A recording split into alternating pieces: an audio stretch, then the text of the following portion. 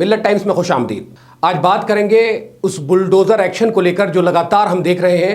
हिंदुस्तान के मध्य प्रदेश, उत्तर प्रदेश और राजस्थान में जिस तरह से लगातार बुलडोज़र को लेकर एक्शन लिया जा रहा था, उसको लेकर सुप्रीम कोर्ट ने बहुत सख्त प्रतिक्रिया दी है। क्या है पूरा मामला वो आपको आगे समझाएंगे। लेकिन मध्य प्रदेश में हाजी शहजाद अली का मकान तोड़ दिया जाता है। राजस्थान में एक मसला होता है, दो स्टूडेंट के बीच जब लड़ाई होती है तो उस बच्चे का घर समझ के मकान मालिक का घर तोड़ दिया जाता है। एक घर रतलाम में तोड़ दिया, एक मुईद खान का, उनको रेप में जो आरोपी साबित हैं वो या नहीं है, उनकी जो कॉम्प्लेक्स वगैरह है उसको तोड़ दिया। तो ये लगातार जिस तरह से बुलडोजर एक्शन हो रहे हैं, उस पर दो याचिकाएं आई थी, एक मध्य प्रदेश से, एक राजस्थान से। उन याचिकाओं की आज सुनवाई हुई थी। उन्हीं याचिकाओं की सुनवाई के ऊपर सुप्रीम कोर्ट ने एक सख्त प्रतिक्रिया दी है और कहा है कि इस तरह से बुलडोजर एक्शन होना ये ठीक नहीं है। आइए बताते हैं आपको। सुप्रीम कोर्ट देश के अलग अलग राज्यों में बुलडोजर एक्शन को लेकर सोमवार को कड़ी टिप्पणी की। शीर्ष अदालत ने इससे जुड़ी याचिकाओं पर सुनवाई की। इस दौरान कोर्ट ने कहा कि किसी भी व्यक्ति का मकान सिर्फ इसलिए कैसे ढाया जा सकता है या तोड़ा जा सकता है कि वह एक आरोपी है।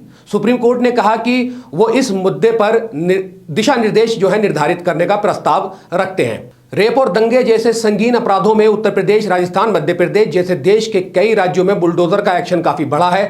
जो आरोपी होता है, ऑथोराइज्ड और अनऑथोराइज्ड घरों और कॉम्प्लेक्स बिल्डिंग पर कई बार उनके बुलडोजर एक्शन हो जाता है। इसी को लेकर सुप्रीम कोर्ट में याचिका पर सुनवाई हुई। इस दौरान अदालत ने कहा कि किसी का घर सिर्फ इसलिए कैसे तोड़ा जा सकता है क्योंकि वो आरोपी है। ऐसी ने कहा कि यदि कोई व्यक्ति दोषी भी है, वर्ड सुनिए, यदि कोई व्यक्ति दोषी भी है तो भी कानून द्वारा निर्धारित प्रक्रिया का पालन किए बिना उसके घर को नहीं तोड़ा जा सकता है। यही नहीं, अदालत ने कहा हम चाहते हैं इस मामले में एक गाइडलाइन तैयार हो जिसका पूरे देश में पालन किया जाए। इसके साथ ही बेंच ने केस की अगली सुनवाई 17 सितंबर को करने का फैसला लिया है। हालांकि जस्टिस BR गवई और जस्टिस KV विश्वनाथ की बेंच ने यह भी साफ किया कि हम अवैध निर्माण को संरक्षण नहीं देंगे। ऐसी ने कहा हम पूरे देश के लिए दिशा निर्देश निर्धारित करने का प्रस्ताव करते हैं। मध्य प्रदेश से मोहम्मद हुसैन और राजस्थान से राशिद खान ने याचिका दायर की थी। इसी पर सुनवाई करते हुए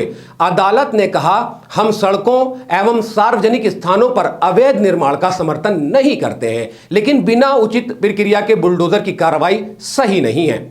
इस पर केंद्र सरकार का पक्ष रखते हुए सॉलिसिटर जनरल तुषार मेहता ने कहा ऐसा नहीं होता है कि किसी को सिर्फ आरोपी या दोषी ठहराए जाने पर ही निर्माण गिरा दिया जाए। मेहता ने कहा ऐसा तभी होता है जब निर्माण अवैध हो, इसलिए जरूरी प्रक्रिया का पालन करते हुए ही एक्शन लिया जाता है। तो जिस तरह से लगातार हम देख रहे थे, बहुत सारी वीडियोस ऐसी आ रही थी लगातार जिसमें हम देखते हैं कि बहुत खूबसूरत बिल्डिंग को, कॉम्प्लेक्स को धाराशायी कर दिया जाता है, जमींदोज कर दिया जाता है। छोटे से छोटे मामले में अपराधी के घर को तोड़ दिया जाता है। हाजी शहजाद अली का कसूर कितना था कि पत्थरबाजी में उनका नाम इन्वॉल्व था जो एक एहतजाज के दौरान हुआ था, और दूसरा जो राजस्थान में हुआ वो एक नाइफ स्टेप को लेकर था, जब चाकूबाजी में जो लड़कों की लड़ाई हुई थी स्टूडेंट की, उसको लेकर था। एक रतलाम में था जिसमें गाय का सिर रखने का मामला था।